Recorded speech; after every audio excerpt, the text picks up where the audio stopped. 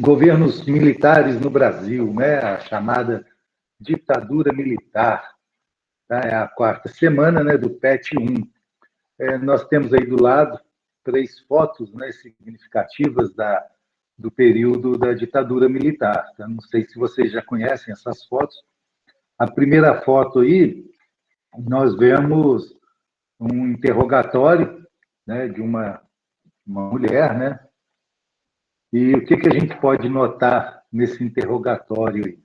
Vocês conhecem essa mulher aí, tá? Olha bem, ela está com a cabeça meio erguida, né, olhando para frente, e a gente nota que os julgadores dela, né, as pessoas que estavam ali julgando, que eram militares, né, provavelmente generais, eles estão o quê? Escondendo a cara, né? Então, aqueles que estavam julgando, né, as pessoas escondiam-se, tá? Enquanto aquelas pessoas que lutavam pela democracia olhavam de cabeça erguida, né, com olhos para frente. Alguém sabe me falar quem que é essa pessoa que está aí? Ninguém não? Ela foi a presidente do Brasil, né? Isso daí foi o julgamento da Dilma, quando ela tinha 19, 20 anos. Tá? Então, aquelas pessoas que estavam julgando a Dilma se escondiam, né? Enquanto ela não. A segunda foto aí é de um manifestante, né, apanhando da polícia, né, da polícia militar, do exército. E a terceira foto já é uma manifestação contra a ditadura militar também, né? Já era algo que se fazia, né? E que depois acabou sendo proibido. Então, os governos militares no Brasil, 1964 a 1985, né? O Brasil passou por 21 anos de ditadura militar. Vamos estudar um pouquinho sobre ela aí. Governos militares, né, 1964 a 1985. Os antecedentes, tá? O que acontecia no mundo aí para que se gerasse uma ditadura militar, não só no Brasil, tá? Na América Latina ocorreram várias ditaduras militares, na Argentina, no Chile, no Brasil, foram exemplos aí de ditadura militar. Existia a construção do Muro de Berlim, foi em 1985, né, que é o símbolo da Guerra Fria, né, da disputa entre Estados Unidos e União Soviética, né, a divisão do mundo, né, o mundo bipolar. Então, o exemplo aí, tá, o que mostra essa divisão seria aí a construção do Muro de Berlim, em 1961.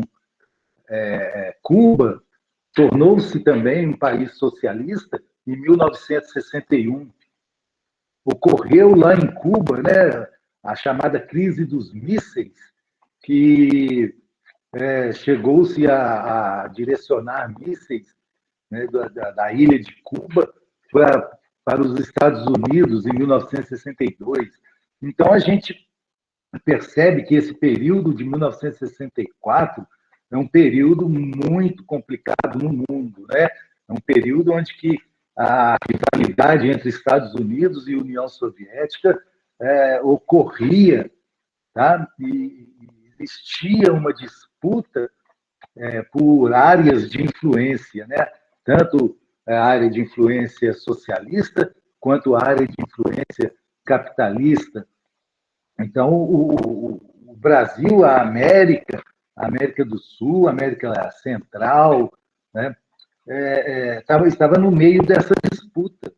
Os Estados Unidos querendo manter, né, o seu poder aqui na América e a União Soviética querendo estender o seu poder tanto na América, quanto na África, quanto na Ásia. Então, o mundo, no período da década de 60, estava nessa disputa, né? Na chamada Guerra Fria.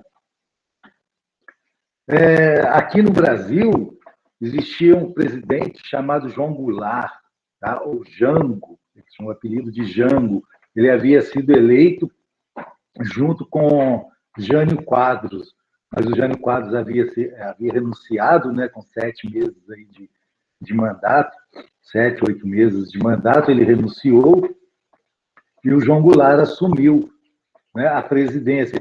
Teve, né, um problema para que o João Goulart pudesse assumir, né, porque quando o Jânio Quadros renunciou, o João Goulart não estava no Brasil, estava na China, né, que era comunista. O João Goulart ele tinha ideias mais voltadas para um governo socialista, né? Não socialista, comunista, mas um governo mais voltado a atender as classes mais baixas, né? As classes desfavorecidas. Então, para o João Goulart poder assumir o governo, ocorreu no Brasil um pequeno período de parlamentarismo, né? E depois o João Goulart pôde assumir como presidente. E no governo do João Goulart, ele vai propor reformas de base, né? O que são essas reformas de base? Era a reforma agrária, uma reforma educacional, reforma política, e isso não era bem visto, né, pela elite brasileira, principalmente no que se refere à reforma agrária, né, que é distribuir terras para as pessoas, né, para as pessoas carentes, pessoas que necessitam ou que queiram ter um pedaço de terra. Existia um forte nacionalismo, tá? O governo do João Goulart ele era nacionalista. João Goulart ele vinha na mesma corrente ideológica, assim, de propor mudanças trabalhistas de Getúlio Vargas, tá? Então, João Goulart foi ministro do Getúlio Vargas. O João Goulart era tido como socialista, né? Ele apoiava setores populares, né? Ele apoiava setores das classes mais baixas da sociedade brasileira, e ele, então, vai sofrer uma oposição das camadas mais altas, né? Da elite brasileira, que era uma sociedade aí mais politizada. Então, João Goulart ele assume o governo, mas ele, desde o princípio, ele vai sofrer uma oposição da elite. Por quê? Porque ele era tido como um governante socialista, né, que defendia aí os trabalhadores, que defendia as classes mais baixas. Em determinado momento, ele teve que tomar atitudes, porque ele estava sendo pressionado, de um lado, pela elite, né, que queria tirar ele, que fazia oposição ao João Goulart, e do outro lado também ele era pressionado para fazer as mudanças, né, as reformas que ele havia se comprometido.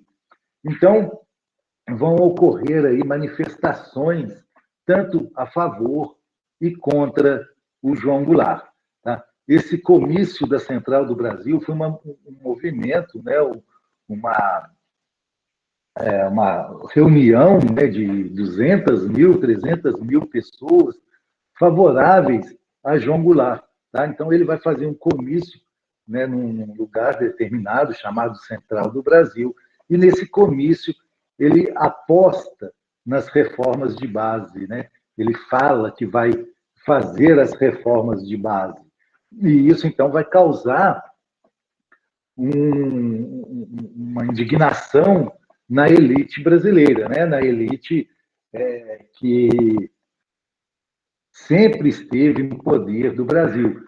E temendo, né, essas reformas que João Goulart prometeu fazer, a elite brasileira, junto com outros setores, também vai fazer uma manifestação chamada de Marcha da Família. Tá? Então, a Marcha da Família, com Deus pela Liberdade, tá? Que foi chamada, ela era contrária a João Goulart. Reuniu aí cerca de 500 a 800 mil pessoas e tinha como líderes, né, dessa marcha, né, dessa oposição, os militares, a igreja e a alta sociedade. Tá?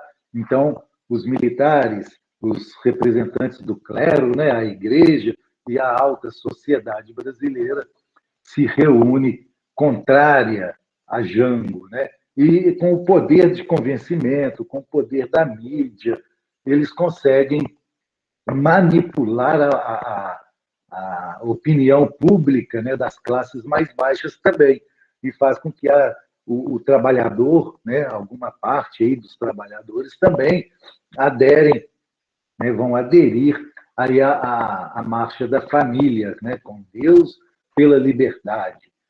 Então, existia essa disputa aí, né, lá na década de 60, né, 61, 62, 63, essa disputa entre esses grupos, tá? O grupo favorável a Jango, né, que na maior parte eram estudantes, eram trabalhadores, pessoas de classe mais baixa, intelectuais também faziam parte desse grupo.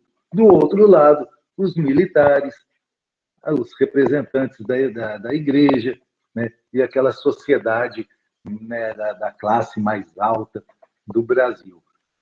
E aí nós vamos chegar a uma conclusão, né? Mas será que esse grupo tinha 500, 800 mil pessoas?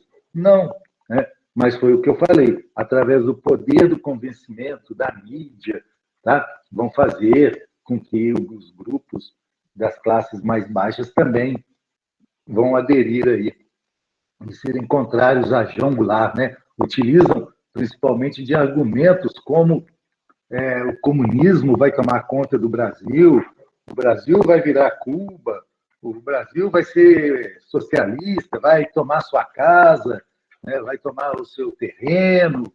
Então, as pessoas ficam aí, né, convencidas pela mídia de que isso realmente iria acontecer. Vai chegar, então, 31 de março de 1964, vai ocorrer o golpe, que a gente chama de golpe civil-militar. Por quê? Participavam, né, desse golpe não só os militares, mas pessoas da sociedade civil também.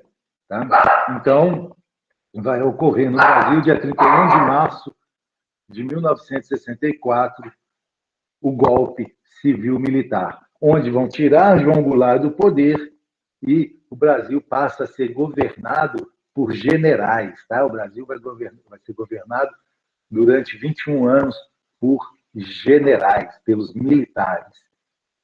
A princípio, esse sistema teve o apoio aí da sociedade, né? Da elite, da igreja, apoiavam, e boa parte da imprensa, né? Ou a maior parte da imprensa, apoiava aí o regime militar. Foi feito, a princípio, foi liderado por um general chamado Olímpio Mourão Filho, ele que liderou, né, da saída do exército de Juiz de Fora em direção ao Rio de Janeiro, tá? Em direção ao Rio de Janeiro aí, e forçando a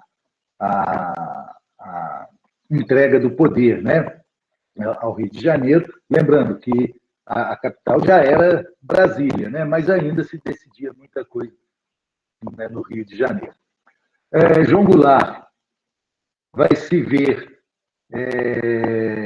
em uma situação que ele não consegue reverter, né, e vai acabar fugindo do Brasil. João Goulart, então, vai fugir do Brasil, né, sem ter condições de reverter esse golpe, para não ser morto pelos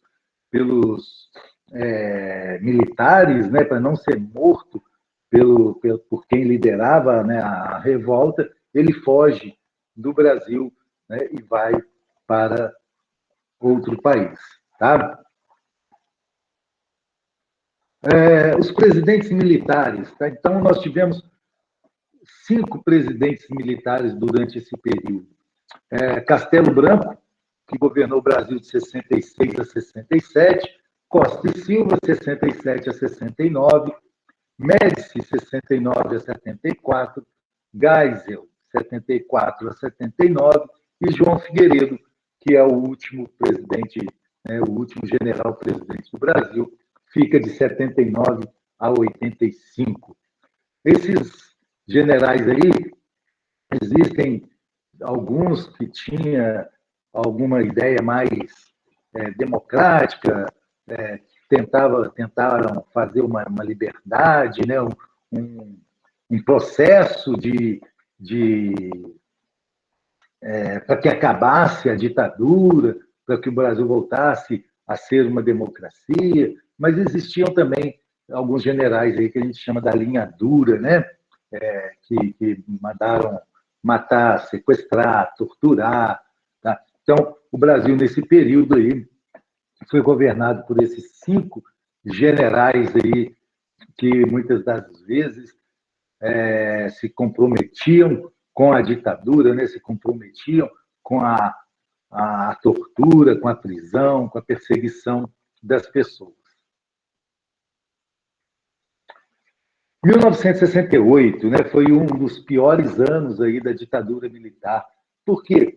Quando começou, em 1964, falaram que ia ser apenas um governo rápido, um governo de transição, né, que tiraria o governo do Brasil da mão dos comunistas, né, que seria João Goulart, que não tinha nada de comunista, mas que tiraria o Brasil das mãos do comunismo e logo entregariam o Brasil novamente com uma democracia plena, mas passava-se 4 anos e continuava a ditadura. E eles não, os generais, né, os militares, não manifestavam nenhuma vontade de voltar o Brasil à democracia. Pelo contrário, eles cada vez mais aprofundavam a ditadura no Brasil, né? Cada vez mais eles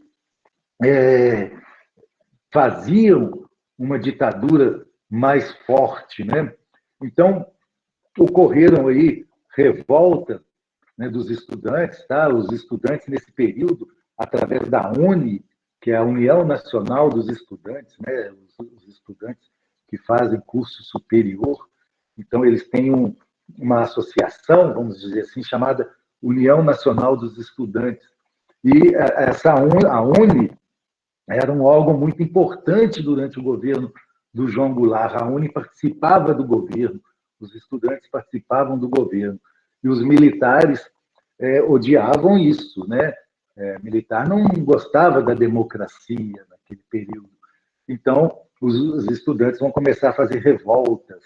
E essas revoltas estudantis vão fazer com que o governo acirre mais a ditadura militar. Ainda mais quando ocorre passeatas, né? Ocorreu uma passeata chamada dos 100 mil, né? Que foi organizada aí pelos estudantes, né? Organizada pela sociedade civil, fazendo uma pressão aí para que os militares redemocratizassem o Brasil. Tá? Então, os militares ficaram acuados com essa passeata, com essa revolta da sociedade e vão partir para cima da sociedade, né? Vão partir para cima das pessoas que faziam oposição à ditadura militar. Vai ocorrer aí, então, o assassinato de um estudante chamado Edson Luiz, que vai fazer com que o clima entre os dois lados cada vez mais, né, fique cada vez mais acirrado, né? Aí, quando os militares vão criar o AI-5, a gente ouve muito falar em AI-5 hoje, né? O que é o AI-5? O que é AI? AI são atos institucionais, tá? São leis. O governo criava leis, né? Criaram uma Constituição, e essa Constituição era modificada com atos institucionais, que eram novas leis, conforme o interesse do governante. Tá? Então, foi nesse período aí, de 1968, que vai se criar o AI-5, que foi o pior de todos os atos. Né? Se nós temos o AI-5, nós tivemos AI-1, AI-2, AI-3, o AI-4, AI-6, AI-7, por aí vai. E o AI-5 foi o pior deles. Foi o que os militares fecharam o Congresso, por exemplo, né? Acabaram, né? Caçaram os mandatos dos deputados, acabou o habeas corpus, né? O que é o habeas corpus? É quando a pessoa vai presa, né? Ela tem direito a ter uma liberdade até que se julgue ou até que se prove a acusação sobre ela. Então, acaba isso. Né? O governo passa a poder prender quem ele quer. Tá? Então, os militares passavam a ter o direito de prender, manter preso a pessoa até quando eles quisessem. Né? Não precisaria respeitar aí o habeas corpus. Proibiu-se as manifestações, estava proibido, né? Não poderia haver mais manifestação contrária ao governo. O AI-5, né, propunha isso, né, a proibição das manifestações e a liberdade vigiada. Né? Você passava o tempo inteiro sendo vigiado e você não sabia por quem você estava sendo vigiado. Podia ser pelo seu vizinho, pelo seu parente, ou pela própria polícia. Então, você passava o tempo inteiro sendo vigiado pelos militares. Né? Você não tinha liberdade, você não tinha liberdade de expressão, você não podia fazer o que você queria, você não podia ir aonde você queria sem que você mostrasse para onde estava indo. Então, com o governo dos militares, essa liberdade de expressão que nós temos hoje, e que estão até, né, a gente vê por aí que estão querendo acabar com essa liberdade também, não podemos mais dar opinião, né, a respeito de governo, mas durante a ditadura militar, os jornais não podiam falar mal do governo, as revistas, as rádios, tá? O início da televisão aí, né? A televisão começou a ser mais divulgada no Brasil, né? As pessoas começaram a adquirir aí televisão, então os jornais de televisão não podiam mencionar nada da ditadura militar que fosse contrário à ditadura militar. E esses jornais acabavam participando e ajudando a ditadura militar. Tá?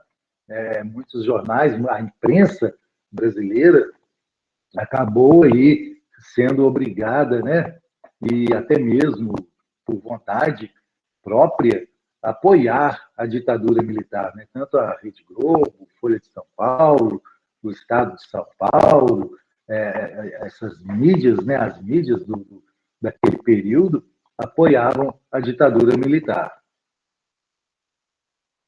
Durante a ditadura militar, também no Brasil, ocorreu o que nós chamamos de milagre econômico. Tá? O que foi o milagre econômico? Foi o crescimento da economia brasileira.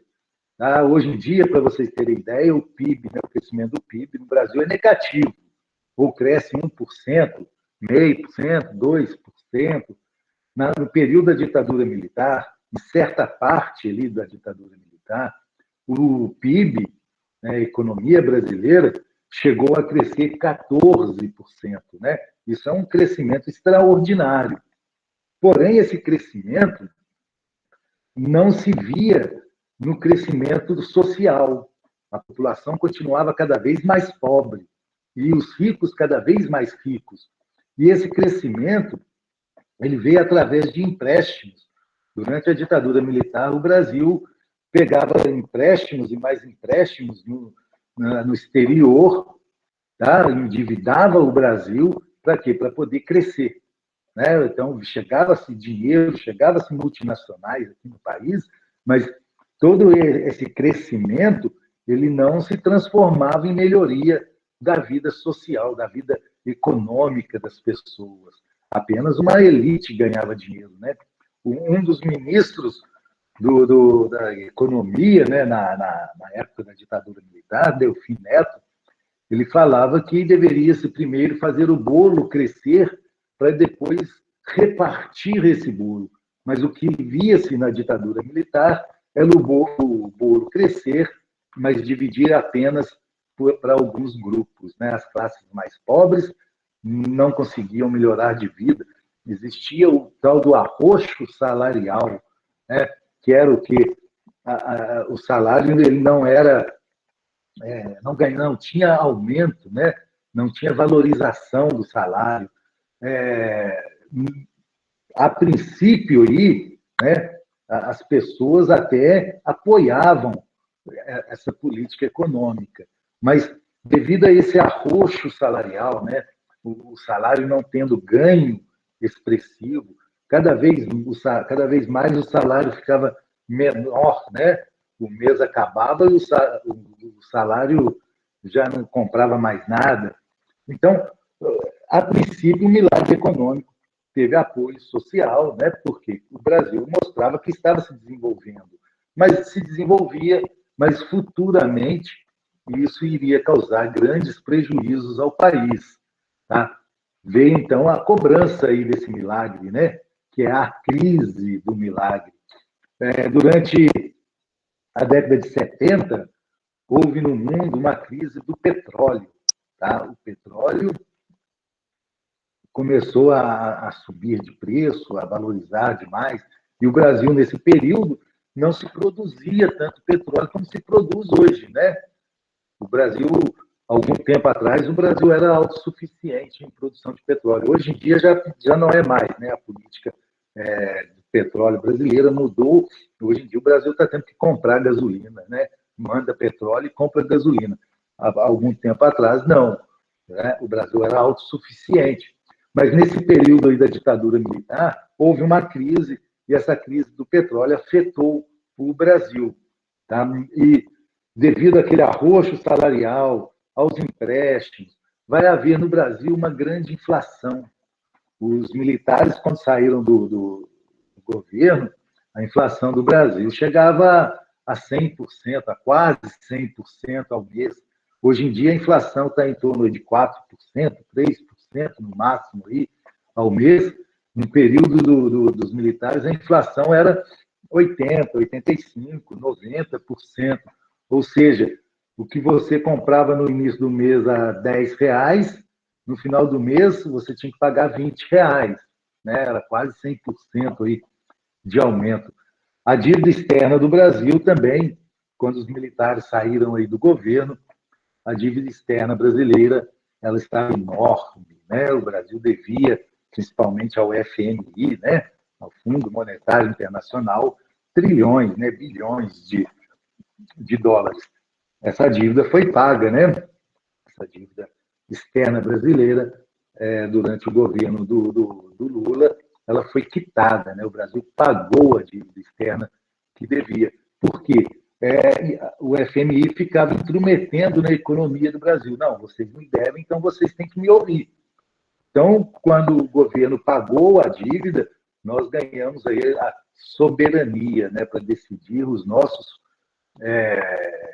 nosso futuro. E, devido à inflação, crise, dívidas, o governo militar vai começar a perder aquele apoio social, né? Então, vai ser o fim do apoio social ao governo dos militares. Com esse fim do apoio social, né, o governo ele vai ter que começar a fazer uma reabertura, né, uma abertura para que houvesse a redemocratização do país.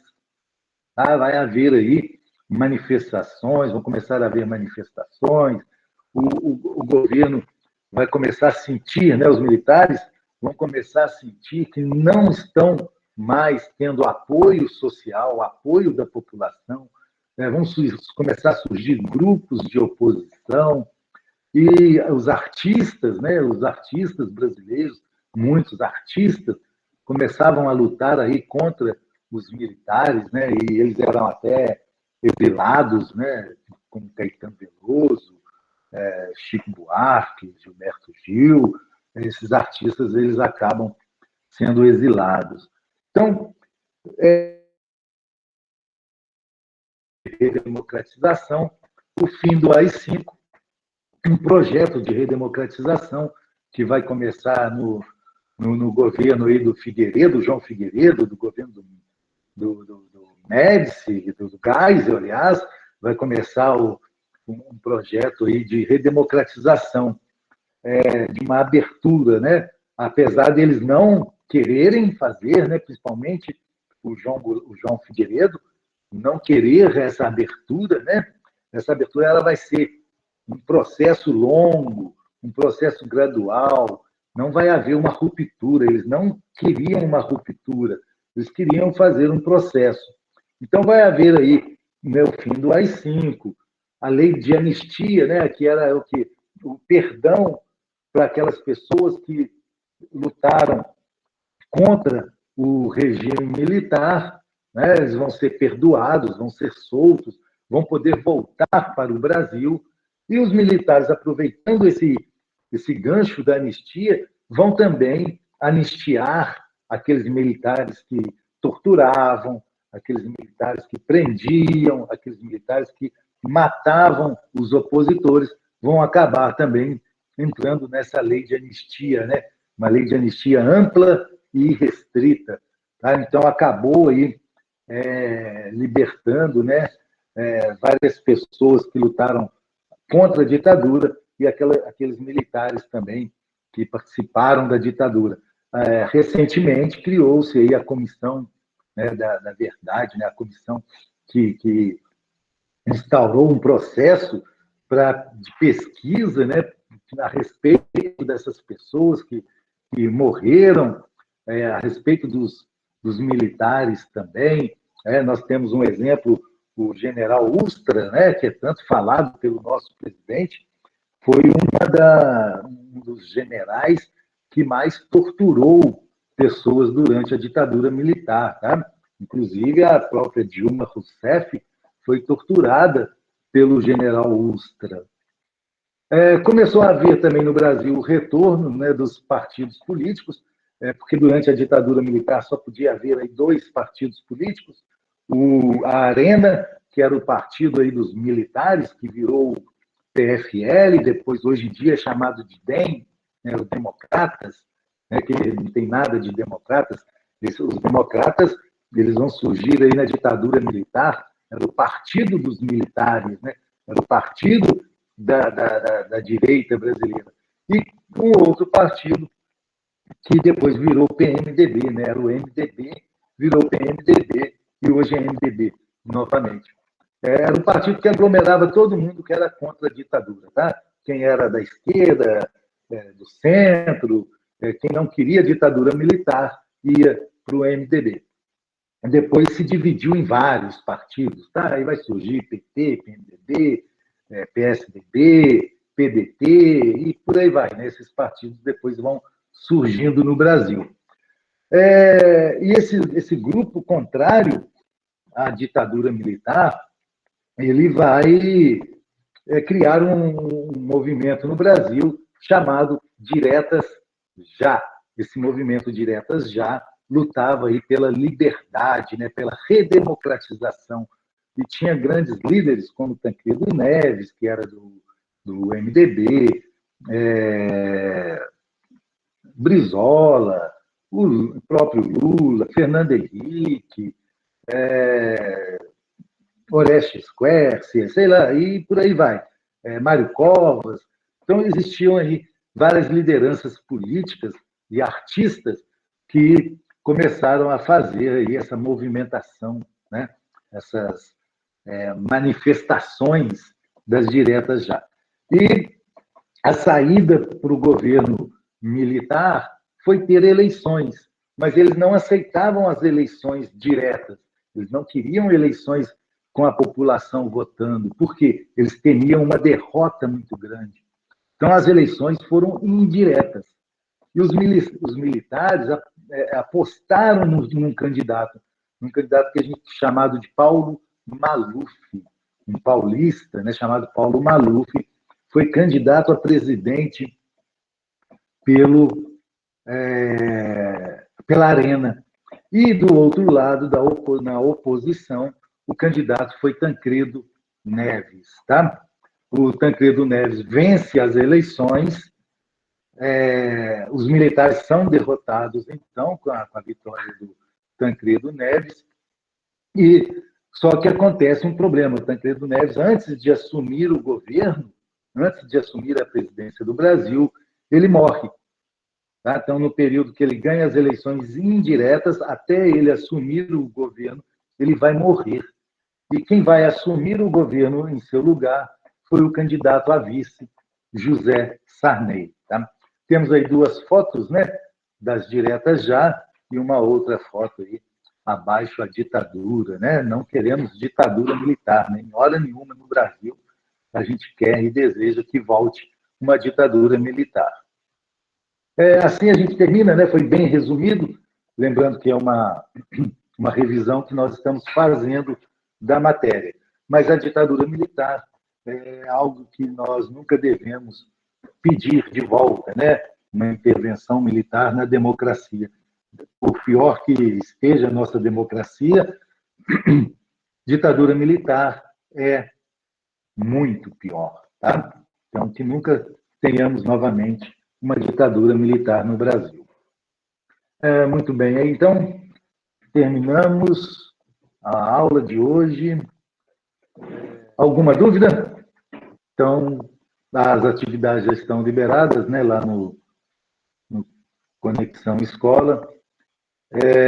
Uma coisa que eu queria falar era que tem duas atividades, né? Não precisa mandar mais foto de atividade do PET, não, tá bom?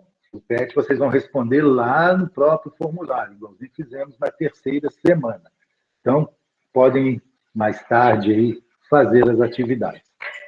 Tá, joinha? Um abraço aí, vamos voltar lá para o chat.